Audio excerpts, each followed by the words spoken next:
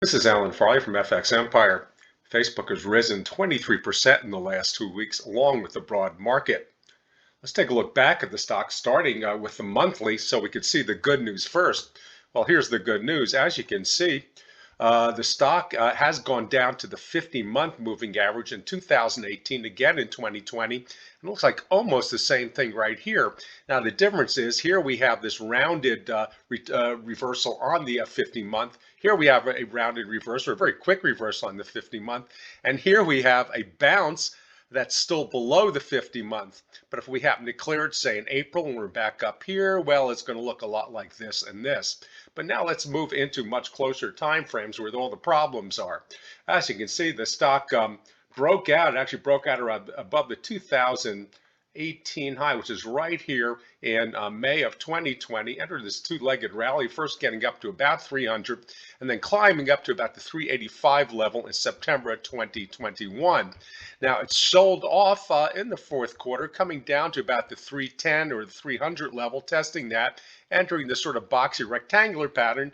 And then everybody knows what happened next. The company reported a big a big profit shortfall as a result of Apple iOS privacy changes and the impact on advertising. What we have here is this massive, 78-point gap, followed by a decline that filled this little gap back here from April of 2020. And that's about where the sell-off ended. Now we have a nice little recovery rally, a bounce, an oversold bounce that's very rapidly approaching 235, which is where the 50-day moving average resistance is. It's going to be kind of hard for the stock to get above that level. As you can see, it broke it back here in, that's about January, came back up right to this confluence of the 50 and 200 day, and just the bottom fell out. So this is major resistance. And also once we get here, here's the sell-off day just above it. Now this is, I haven't put the volume up, but there's big volume on that bar, gigantic volume full of sellers, and we got sellers all the way through here. So the upside for Facebook is not good at all.